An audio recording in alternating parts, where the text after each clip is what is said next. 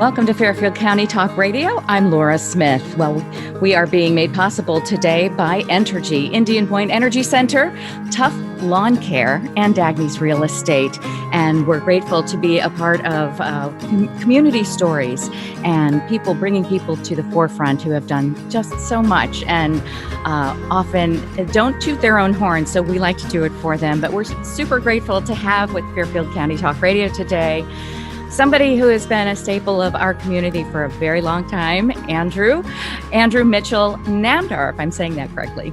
That is correct. And I know that you're the CMO of Mitchell Stores Incorporated, and we all know you as Mitchell's here in Westport and Greenwich and so forth. One of my favorite stores of all time.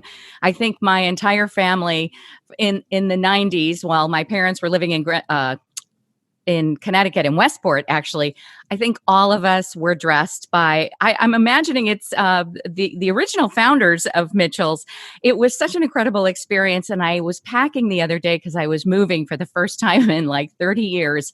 And I found my favorite jacket that I got at Mitchell's in 1992. And I still wear it. That's how beautiful the clothing is there. Good.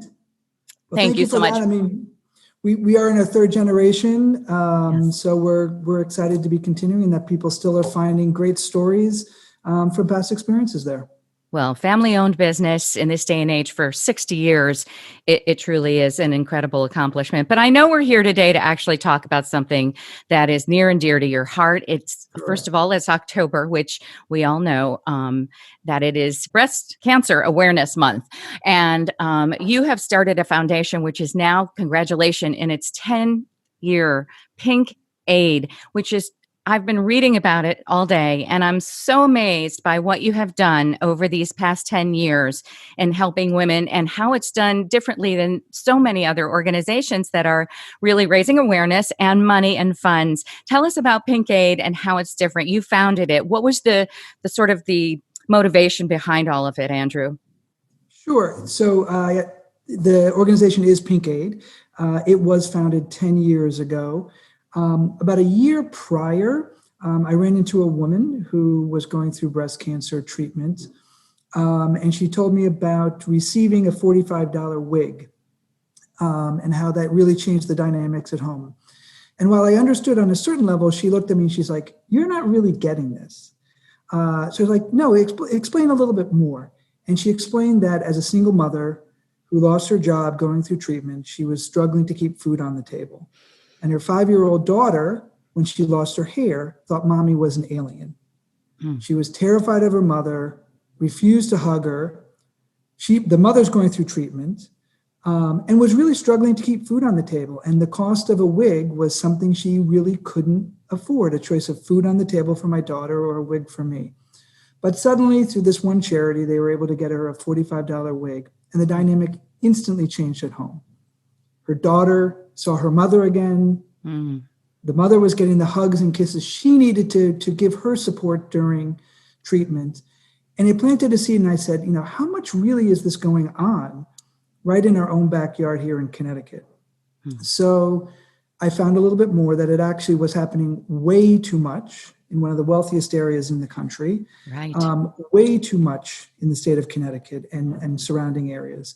So I got a group of friends together and I said, let's have lunch and let's talk about what we can do to solve this. There are a tremendous amount of wonderful organizations that are doing research. Full stop, we need the research.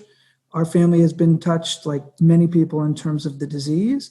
But what we need to also do is realize that there's a human side and a compassionate side to this disease for people who are going through treatment. Breast cancer is an overwhelming diagnosis for anyone. If you're trying to keep the lights on and food on your table, it's even harder. So we decided to found an organization. I founded it with 3 other women, Amy Gross, Amy Katz, and Renee Mandis. We had our inaugural event 10 years ago.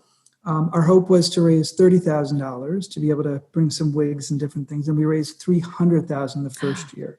Oh my goodness. So we started locally just here in Connecticut, doing grants to kind of wonderful large scale and grassroots organization.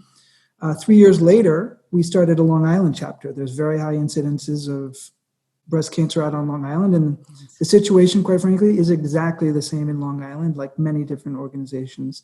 So they're 7 years old in Long Island. And we fund, our tagline is compassion until there's a cure, right? So we fund grant organizations, small and large, both in Connecticut and on Long Island, whether it's in Long Island at the Dolan Family Center, many of the different breast cancer coalitions that we operate out there. And we specifically fund free mammogram access for women, wigs, transportation to treatment, babysitters, food, all of the kind of non-medical side and non-research, which many people overlook in such a privileged way. But there are people who are really struggling. They lose their jobs. They can't lift their arms while they're through treatment. And this goes to give them hope and compassion while they're going through treatment until they can get to the other side. Yes, I know that you have an initiative within Pink Aid called Pink Purse. And is that the money basically that goes towards these sort of practical living types of things? I know that you even do so much as paying some people's rents and keeping their lights on. This is so unique to me that that's the approach you've taken. But how incredible for the people who are in need at that point and are able to access these funds. That is an incredible thing. So that's the Pink Purse. Is it the donation arm of Pink Aid? So we have the two. We have the grants that I just talked about to kind of large and small organizations who are delivering compassionate services and free mammogram. We then decided that we needed to create our own program, internalized instead of outsourcing it. And we called it the Pink Purse, where we are providing individual assistance for common household expenses. So women apply. They're verified, and within 48 hours, we are often able to cut a check for their electric bill, for their car payments, for Uber transportation certificates to get them back and forth to treatment because they're too sick to take the bus at that point. Mm-hmm. For babysitters, for wigs, lymphedema sleeves, basic necessities that women are doing, plus in many cases, food, a life essential for everyone. So we're really there, keeping the lights on, paying rent. I mean, can you imagine going through breast cancer and worried about your lights getting turned off? Oh my goodness. As one of our recipients said, I'm mentally in the dark. I can't physically be in the dark with the lights turned off. So we step in and we directly pay the bills up to $1,000, both in Connecticut and in Long Island.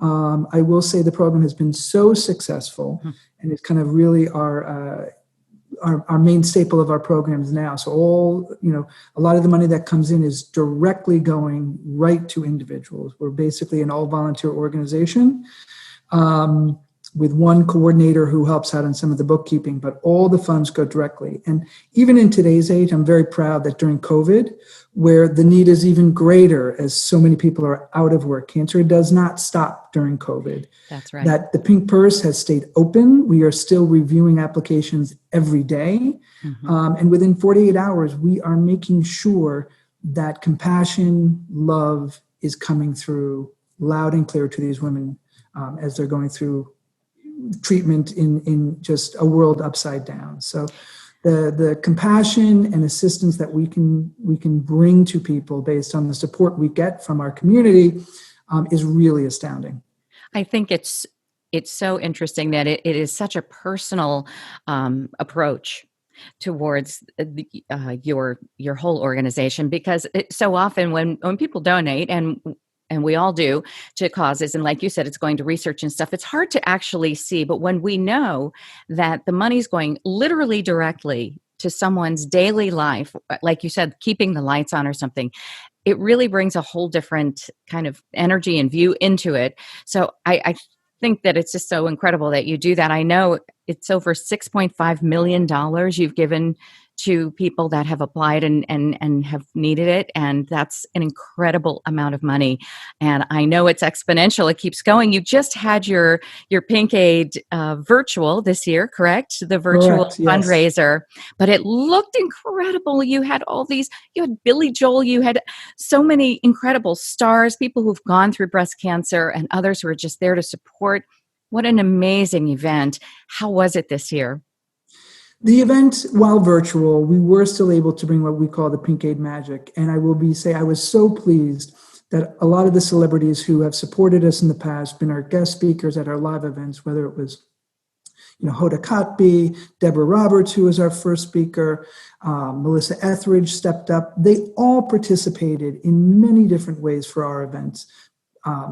Juliana Rancic also participated. So these are people who are giving their time. They have seen firsthand the work that Pink Aid is doing.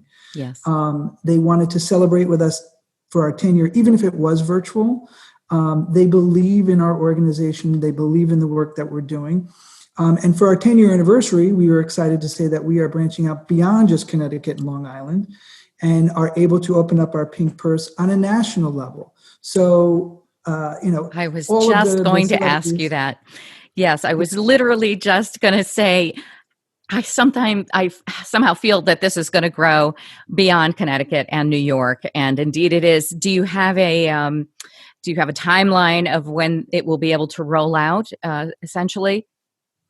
So we are open now, accepting donations from across the country. Mm-hmm. We have started with some strategic partnerships as we're kind of branching out. The first one is with the Dubin Center, right in New York City, which has been kind of very hard hit by COVID. And then we're going to continue to reach out as we grow, as we find more donors across the country. The only way we can, continue to grow is with incredible support from individuals or from corporations. And whether it's $50 or $50,000, it all goes into that Pink Purse to roll out to women across the country. We do have an established base here. We have a process that works really well. So as the support grows, we will continue to roll the program out to as many women across the country as we possibly can. We're not going to ignore all the women in Connecticut and Long Island that we have absolutely. A benchmark of supporting, but we had such great traction here in Connecticut and Long Island. We said, let's not keep this a secret any longer. And our big celebrity endorsers were like, Hoda's like, bring this national. You all have to. Juliana Rancic's like, I will help you. So we said this for our 10-year anniversary. We're going to start the ball rolling across the country. That is so incredible. And I know that you have an initiative also that is helping to start this, which is the lipstick challenge, Correct. The pink lipstick challenge. And I was looking at that, and it's for everybody to participate in on social media. And tell us a little bit about that. It's really great. I was seeing some of the pictures of it. We started it back in the early summer, and we're continuing to get traction as we move forward. We really view this as a year-round commitment that people can use the Pink Lipstick Challenge. Yes, I did actually don pink lipstick, similar to kind of the Ice Bucket Challenge, where people can kind of put on some pink lipstick, blow a big kiss to either friends or loved ones who've gone through the disease, are going through the disease, and tag 10 friends and say, it's our 10-year anniversary. If everyone can just give $10, or multiples of $10, how we'll be able to exponentially bring the Pink Aid magic and compassion to women across the country. So whether it's on Instagram or on Facebook, we encourage everyone who can to support, make this go viral, because with every people you touch and every person you tag, we're able to then keep the lights on for someone else who's going to sit in the dark. And you're hoping that people can reach out with a $10 donation with the lipstick challenge, correct? So you blow a kiss, but you donate then $10, and then you get 10 friends to do the same thing. Correct. And it kind of hopefully is that viral moment where everyone will learn about Pink Aid and the incredible work that we've done. But it starts with just a simple $10. And in today's day and age, that's a couple cups of coffee or an appetizer at a restaurant. Think of how that $10 can become exponentially rolling across the country to help women in need. Absolutely. To get more, now I have two questions for anybody who may be going through breast cancer treatment right now. Where do they go and find out how to apply for the wonderful help and support that you give at Pink Aid? So there's two areas that we can help. One, pinkaid.com or pinkaid.org. They go to the same place. Mm-hmm. One, there's an incredible resource button, which lists a lot of local resources for women who are going through treatment, who maybe need emotional and or a variety of different programs that are available. There also is the ability to apply right online. It's not cumbersome. It's very easy. And as I said, once the application comes in, it's quickly verified that someone is actually in treatment and what the needs are for the bill. And within 48 hours, we're often cutting a check directly to that provider to make sure that the lights or the rent or the car payment is continuing. So we've made it super streamlined and super easy. We want to take the stress out of that for you. We have a team of volunteers who review every single application as it comes in. So pinkaid.com is the magical place for both resources, whether you need emotional support or you want to apply directly to the Pink Purse for financial support. Andrew Mitchell Namdar, you have really inspired me today. I'm hoping that, like you said, that this is going to go way beyond just Connecticut and New York. But for now, we are so grateful for what you have done for so many women. I think it's 20,000 recipients, correct? So far, Correct. in 10 years, 20,000 women and men have benefited from Pink Aid and all of its services and offerings. It's just an incredible thing. We thank you so much. Your stores have the same kind of love, Mitchell stores here in Greenwich and also in Westport, that the same kind of love behind them that I'm feeling that you have with your compassionate response with Pink Aid. It sort of all comes from the same type of spirit and energy that your stores have as well. So truly, for all the work that you do in the world, we thank you. We thank Mitchell's and we thank Pink Aid. Congratulations on taking it national. And we'll be sure and tell people, go to pinkaid.com and also get involved in the Pink Lipstick Challenge on social media and tag 10 friends. Thank you so much. Pleasure. Thank you so much, and keep spreading the word, because the more we raise, the more women we can help. So right on the donate button or whatever you can do, big or small, all the money raised goes directly to those in need. So thank you for your time, and we greatly appreciate it. Oh, we greatly appreciate it also here at Fairfield County Talk Radio. We're also being brought to you by Earthscapes Landscaping Design, Apollo X Pest Control, Good Morning Wilton, and the Wilton Chamber of Commerce. We thank you so much once again. Andrew Mitchell Namdar, thank you, and Pink Aid for all that you do. We really appreciate it. Hello there. I'm Marian Howitson with Cottages and Gardens magazines. 10 years ago, we co-founded Pink Aid. What keeps us involved is knowing that every year we're helping more and more people with breast cancer. And I promise you that with your support, we will continue to keep on growing until we don't have to anymore.